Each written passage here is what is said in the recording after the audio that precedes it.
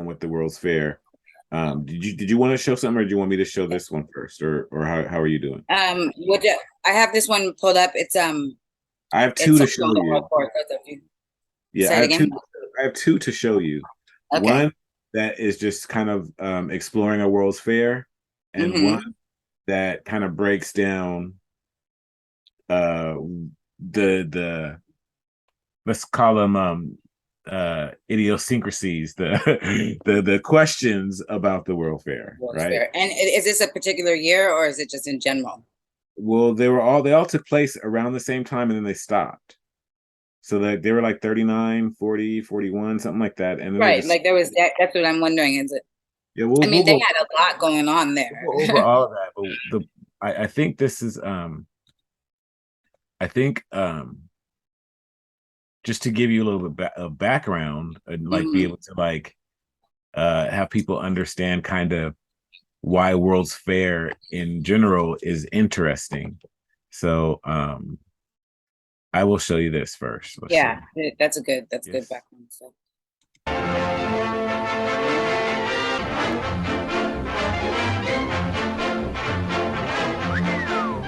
Gee, Grandma, the more you see of New York, the bigger it gets. It's the same as Main Street, back home, only larger and busier.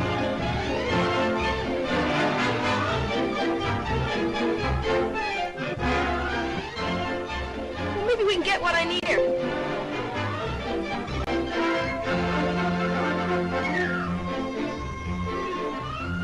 I wonder if they've got any new gags.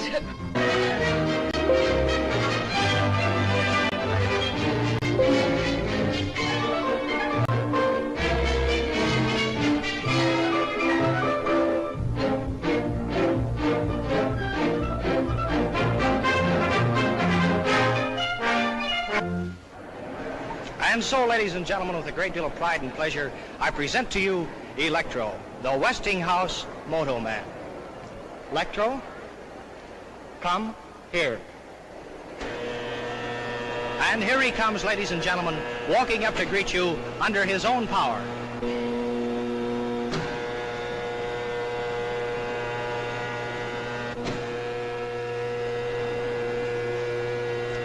Stop. And I'm pretty sure this is 1943. You I was see, gonna all say, I I need was to do just is to gonna look speak into up, this phone, and Electro does exactly And the what I tell him interesting to thing do. is we just saw Technical Tesla sometimes. roll one out. But I don't see why I'm telling Electro's story when he's perfectly able to tell his own. So let's listen And and electric. see what Electro has to say to us today. All right, Electro, will you tell your story, please? Who? Me? Yes, you. Elon just Okay, Toots. Ladies and gentlemen, I'll be very glad to tell my story. I am a smart fellow, as I have a very fine brain of 48 electrical relays. It works just like a telephone switchboard. If I get a wrong number, I can always blame the operator.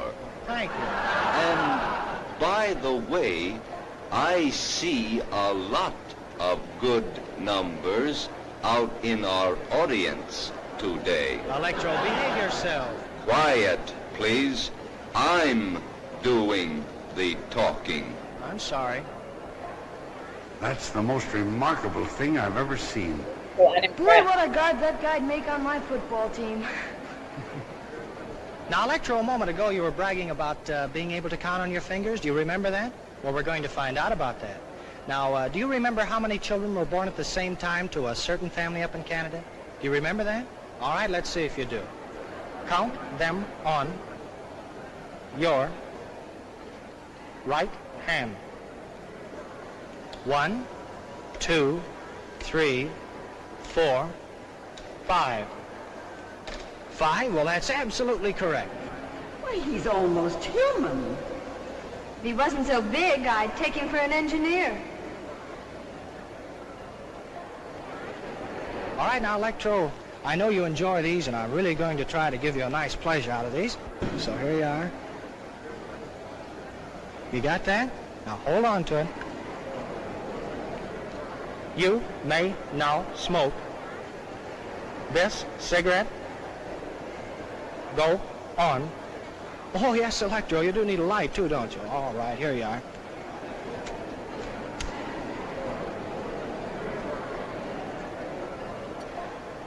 And, folks, he's only 2 years old, too. Just learning.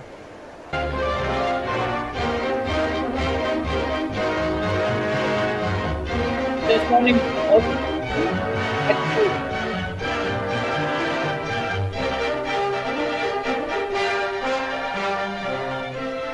Time capsule of cupuli, deposited on the site of the New York World's Fair on September 23rd, 1938, by the Westinghouse Electric and Manufacturing Company. If anyone should come upon this capsule before the year AD 6939, let him not wantonly disturb it, for to do so would be to deprive the people of that era of the legacy here left them. He never had a camera like that one. That's a television camera. Holy smokes, does it work? Of course. You go down there, Mr. Middleton. You can see and hear Bud on a whole row of television receivers. You better be good. Bud, this is Frank Wells. Frank, this is Bud Middleton from the old hometown. Hiya, Bud. Hiya. Now just act and talk naturally. Oh, is it going? It's on. Hiya, folks. This is Clark Gable Middleton speaking. As you can see if you've got your television sets turned on. What state are you from, Bud? Indiana, the greatest state in the world. And if Grover Whalen's listening in, New York's okay, too. Well, what do you think of the fair? Well, as a guy I once studied about said, I came, I saw, and I'm almost conquered. How am I doing, Dad? Here's the oscilloscope. Talk or blow or whatever you did before into the mic, and you'll see your voice projected on the screen.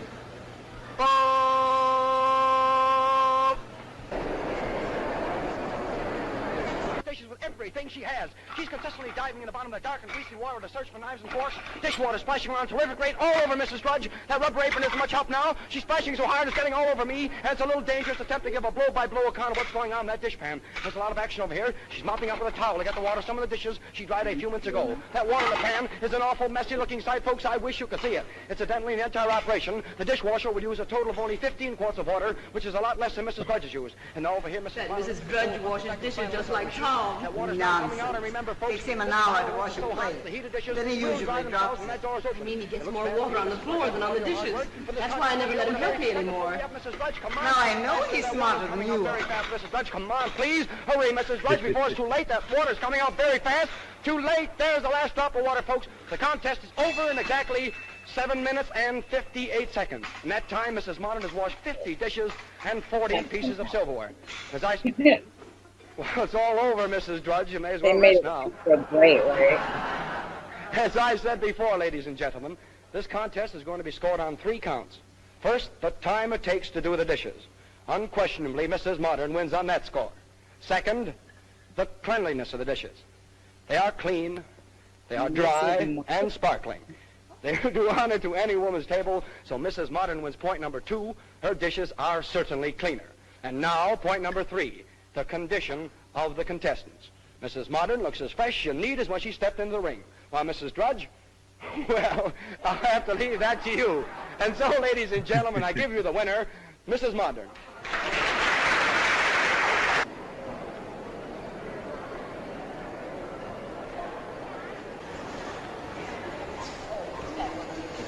Yes.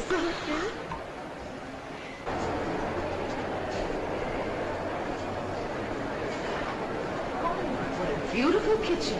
Neat, isn't it? Neat? Nothing. It's a paradise. No one who hasn't cooked over a wood stove by the light of a kerosene lamp can really appreciate what it all means. The steps, it would say. The good old days, eh, Grandma? Yes, and anybody who wants them can have my share. This is the new electric dishwasher. That's keen. Bud and Dad would sure go for it. They're the official dish dryers. Tom's going to get me a dishwasher like that for my birthday. It's the last thing he ever does.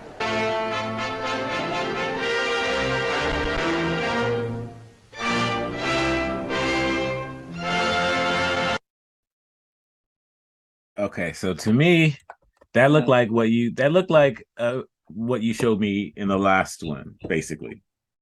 No, Yeah, no. about it was That to like me looked like it was to me like it that was looked like like a bunch of propaganda and well, yeah, and picturesque, existence in this, yeah, this kind of domestic. exactly. That's not what I heard in the last one. I You heard heard in the one that you this played? society. Thank you for supporting the society. We've been working to bring you free energy, biological, innovation that can only be likened to Jurassic Park and shit. Like, Well, for them at the time, seeing that robot talk and smoke is really like that for them. yeah, but he was saying, I feel like that Yeah, was for saying me, they're way very more. similar. For me, like what I heard from you is it seemed just like a propaganda for new appliances and new this and new that. And Really? yeah, I wasn't feeling a lot of plus ultra vibes from it necessarily. Really? Yeah, that's just how it hit me. No, that's I could fine. be off, I could Yeah, be off. it's interesting. And So because to so yeah, well, I was gonna go harder into um World's Fairs though, if you want. right. Same. I wanted to show you this it's just Okay, like go a really ahead. quick interview. Yeah. It's a quick interview with somebody that was there. And then play your other one, and then I want to read you the comments um that were interesting. Oh, stop.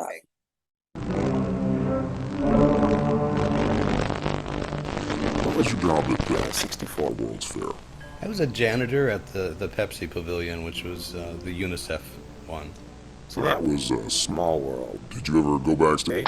Yeah, just one time. There was this really cute girl who was visiting the fair and was nuts about everything. I mean, she could tell you the inside out of every attraction there. And she asked if there was any way she could see behind the scenes. She was cute. She was worth it. So we went back there, and well, my uniform was just like everybody else's, and unless they really knew who I was and what I should be doing, we could sneak back there, so we did. What did you see back there? Well, we were looking at the Paris scene at the time. We really walked through a great deal of it. There was a boy in the boat going by right at that time, and I had ridden that over and over and over, and something happened that had never happened when I rode it. There was a bright red light at the top of the Eiffel Tower, and it shone down on the boy's chest on what looked like a little lapel pin. These like walls came up on either side of his boat to control the water, I thought, probably. And then the rails that he was on actually dipped down, connected with a ramp of sorts, and he was gone beneath the ride. I'd never seen anything like that. Why would they build it that way? What purpose was that there for? And why did they select him? To abduct children? I mean, I don't know. I've thought about this over and over, more times than I'd care to think, and I have no idea.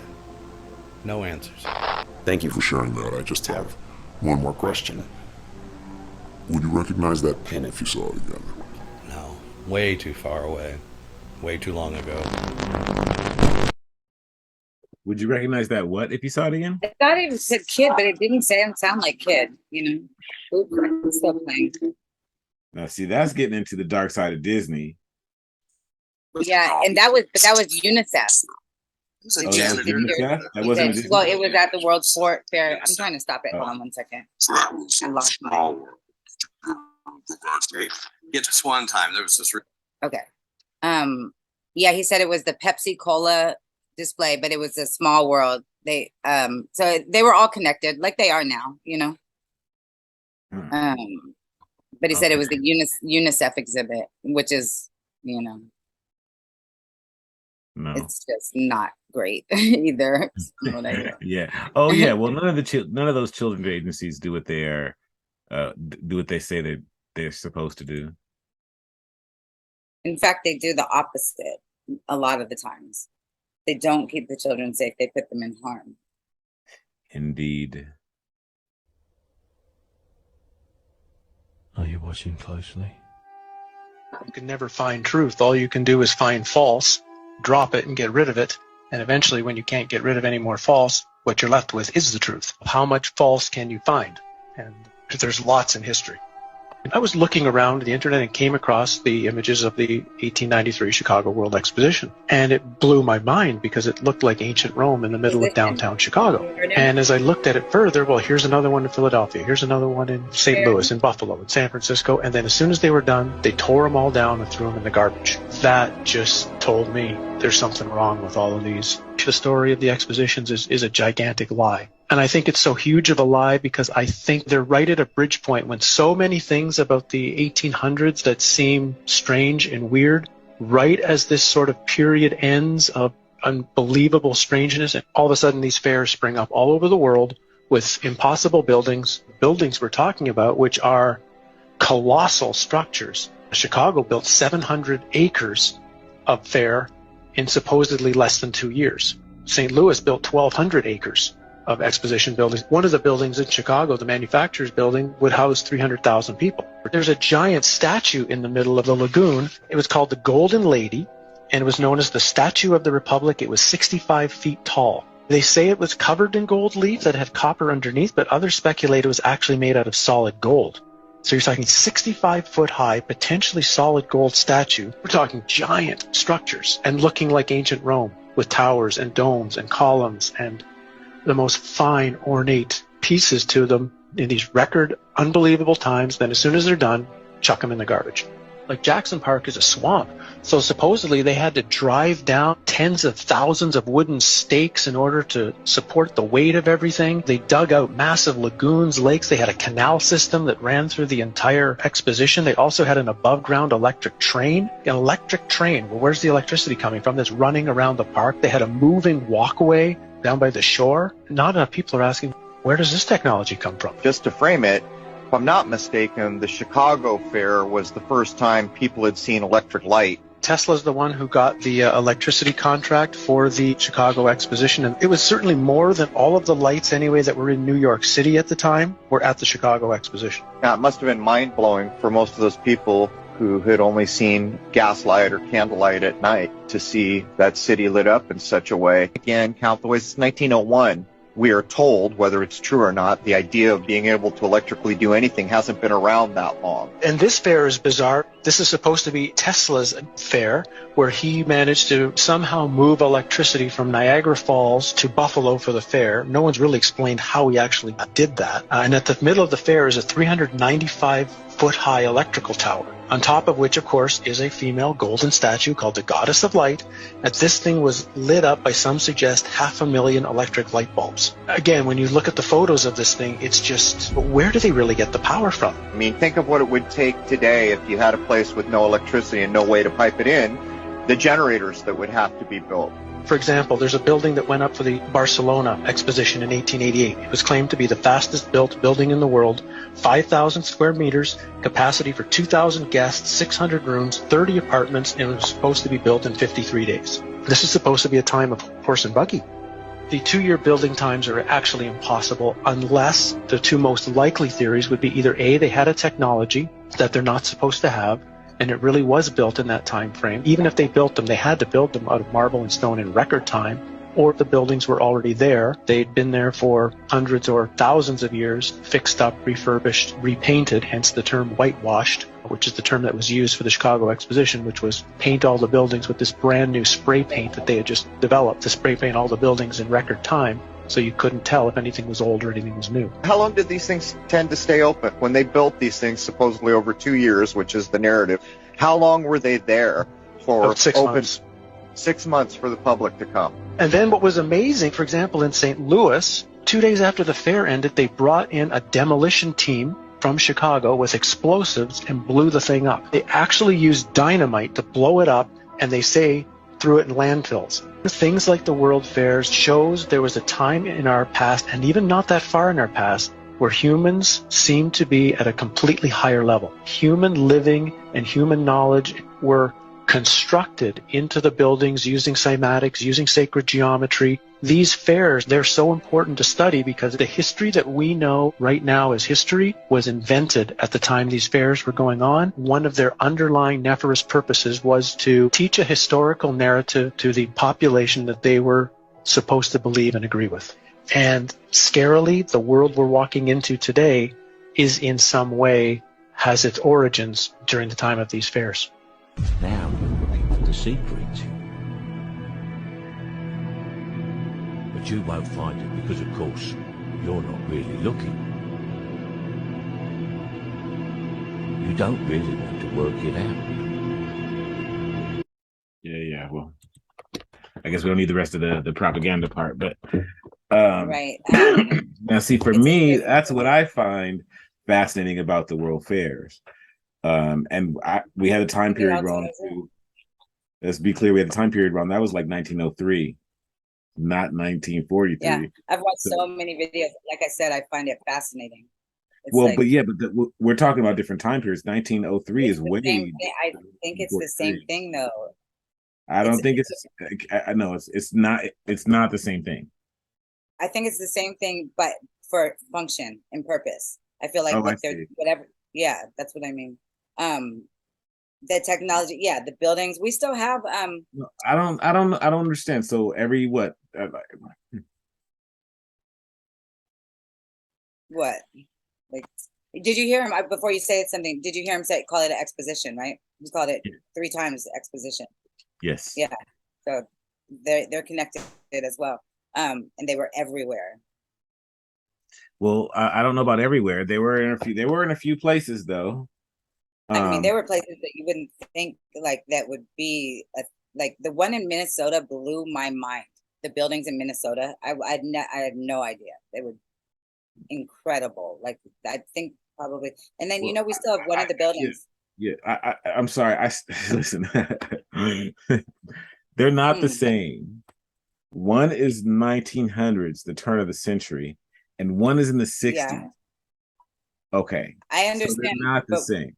Now, hold on. Hold on. Because we skipping I hear you, but you skipping a whole lot of shit, right? You skipping a whole lot of shit that I can see, right? I mean, they were lighting up the World's Fair like that in 1903. And what he also said was at that time is when they decided what history they were going to give the rest of us. Right. Right. So that's why I'm saying it's the same in the way that as it progressed, they started feeding us this whole new world that was complete propaganda. None of it was. But the stuff that they were saying. Okay, I hear you. And I get building an entire life. Same shit, different decade, right? What would you say? You're like saying the same shit, different decade. Right. Well, same purpose, not the same, material. Yeah, same shit, different decade. Presentation. Right. But it was a control mechanism, I think. I don't know. I don't think I get. Maybe I'm not so into. I don't know. It's like the stuff that's like freaking me out about this is not the stuff that freaks you out about this. It's like weird. Because I've seen so much on it. No, I mean, I was really freaked out about it. I think like I said, I don't mean freaked out in a bad way. I mean like the stuff that piques my attention. And I was there. I was. Like when I'm seeing it lit up like that in 1902. Right. And they're saying like they got the energy for Buffalo from Niagara Falls and nobody knows how he did it. And I'm looking at shit like that. And that's what I'm thinking, like, oh my God, like they had this tech back then. If you don't know that we've been paying for energy and we don't need to, right? I mean, they were saying it in yours, right? It does all tie together because they're saying it in yours in 1965, like this is supposed to be. Tesla's proven it at the turn of the century. And it went away. Completely went away, like and they stopped talking about it. They stopped talking about it. But you still see on the old buildings, you still see the antennas, and the reason why I'm not like freaked out like about what you're talking about is because I've watched and read and pulled so many pictures, and I've been there. Now I'm more into the, what was the purpose? How does this connect? What were they doing? Because there's so many significant things that happened at those world fairs, and I'm talking like that brought an entire state of mind for the generation to come. A lot So of maybe racism. that was their purpose. Exactly. That's what I'm To- saying. Because Did you see the before, passport? oh, so check it out. So back then, there was no mass media. So in order to get That was everyone's it. mind on the same page, they had to construct these fairs and get everyone in the same, get to these big cities and get lots of people to witness this at the same time to sort of alter the collective consciousness. Is that's Yes, where you're going exactly. with this, right? Yes, exactly. And Right. they They even didn't have had, television. They couldn't put it on CNN. They couldn't do right. like they did the towers when the towers came down. They couldn't just put it everywhere. So they had to figure out a way Pick to groups of people maximize their too. reach. They had to figure out a way to hmm maximize And their you, reach. right, exactly. You know how many millions of people went? I can't even imagine that in this day and age, how many people they had at those fairs and Right. expositions. And that's And why do you they know that stopped they doing them picked because groups they of don't people? need to anymore. Oh my Exactly. God, that's a And trip. they had the people, so they had groups of people that would come in. There were notebooks that were found. They were literally sitting in classrooms and learning, and they had to take tests and everything and go back out into the world with this information that had never before been heard. And this is the way that it was going to be. And this is what the rural communities were. And this is a lot of the racist mindset comes from those. They had the human zoos there. They had, which was just savages behind, quote unquote, savages from all the brown countries behind, netting and stuff like that. And then the eugenics, they had a whole eugenics presentation This there. is so interesting because I'm watching Dane Calloway and he's pointing this out that something changed around this time because previously black folks were senators and congressmen, and then suddenly Exactly. they were niggers and this, Exactly. that, and the other. Exactly. I believe it started, my personal belief, because I've just put a lot of dots together, is that it started it prior to the 1700s. Race wasn't really, it existed, but it was just because, but there were nobles, that everybody, there was all different, everybody was, Yeah, there was race as a construct didn't exist until a lot further along than that, than the 1700s. United States of America, Yeah. that's for sure. I mean, Yeah. maybe under the thumb of London, Europe in certain ways, but I believe that I don't even think I've verbalized this before, but so the Star Spangled Banner, this is kind of ties it in. The Star Spangled Banner, that last line, and he's singing about slaves, and everybody's like, oh, it's so, that's racist and all this stuff. I don't think he was singing specifically about black slaves. He was singing No. about time. The Revolutionary War was that when it happened, I believe, is that those were black Europeans who a lot of people are trying to tie it together and say they were the ones that enslaved, people and da. We have no evidence or proof that they were actually bad people. All I know is that they got taken over one kingdom at a time. And and it started, so all the soldiers, you heard of the Library of Congress getting burned down? Yes. You know about so those were black soldiers. You don't hear about that. They hide a lot, and they was fighting on the side of the Union. I'm sorry, on the side of the British. What do you mean? Okay, you said the library burned down, and then you said those were black soldiers. What are you talking about? That burned the library down. That burned the Black library. soldiers burned the library down? Yes. Okay. They were fighting on the side of the British. I didn't know this. And and so it's very, very hidden. The Black Brits. Yes. Right? Okay. They were calling them the loyalists, the ones that, there's a huge community in Nova Scotia that was set up, supposedly from Britain, but I believe that it all got taken over very strategically. And I believe that the last takeover was probably Hawaii, because that was last takeover, and that was what do you mean? What do you mean takeover? Brown, kingdoms. They took over. Oh, the kingdoms. last one that These they. were, Okay, all right. I hear you. That's my belief. Yeah. And so then in the 1700s is when all these racist ideologies came through the mainstream consciousness, and people started aggressively, like mass psychosis, hating Yeah, they anybody had to with show them brown what skin. they And had to then show them what to they think. became these laws. Yep, exactly. And they showed these human zoos in the expositions. They showed they had the That eugenics. was Eugenics was a state of mind. Yeah, well, that was before. They've always been doing whatever they do to control the masses. And that was the first metaverse. The World's Fair was one of the first sort of metaverses where they put it on display and said, everybody come, this is the world we're creating. Get your minds on board with it because we can't create. We need you to create it for us. So get on here, check this out, right? And start putting these ideas in your head so that we And can then get people roll with it. right. Because they know our brains. They know the brains of humans. So yeah, that was the first. That was how they did it before they could do it the way they do it now. Exactly, but they had And started. ultimately, what they're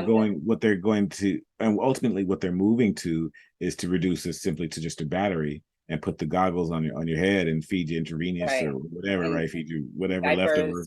Wear your diaper. Yeah. So yeah. I call it assisted reality. It's very assisted until it's the way that they want it, and they're very open about it. I feel like now, when you hear like the World Economic Forum interesting. Yeah. Well, I'm glad we were able to figure it out and come to a way that it all tied together, so that it kind of made sense. Because for a minute I wasn't sure where we were going with that, and I was just like, huh. And then as we started going on with it, yeah, it started to make some sense. I believe. Do you know we still have one of those buildings here? The Palace of Fine Arts in San Francisco was from the World's Fair. They didn't. It was the one they didn't tear down. Is that right? Yeah. I did not know that. Yeah. All right. It's that sounds like a trip sometime somebody gonna have to make, right? Yeah, exactly. I know I haven't been there since I was a kid. It'd be interesting. So